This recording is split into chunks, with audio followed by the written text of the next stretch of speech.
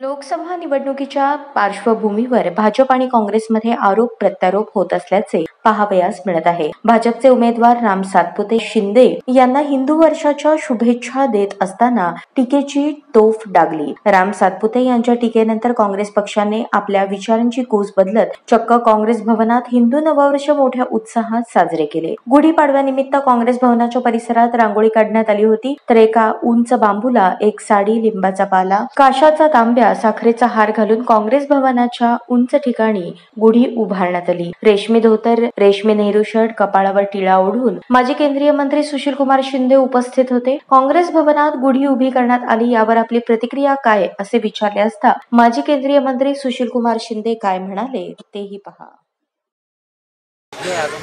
आज आमच्या अध्यक्षांनी चेतन नरोटे आणि त्यांच्या सहकार्याने आज इथं गुढी उभारलेली आहे आणि हे चैत्रामध्ये गुढी हा समारंभ आमच्या सगळ्या नुसतेच हिंदू नाही पण मुसलमानही आता एवढे कितीतरी याच्यात सामील झालेले आहेत. या सगळ्यांनी मिळून ही गुढी उभी केलेली आहे आणि ह्या गुढीच्या माध्यमातून आपण सगळ्यांना हा शुभसंदेश देतो आहोत की हे येणारं वर्ष, येणारे 5 वर्ष काँग्रेस पक्षाला सुखाचे, समृद्धीचे आणि विजयाचे जावो अशा प्रकारची इथं प्रार्थना आम्ही करतो आहोत.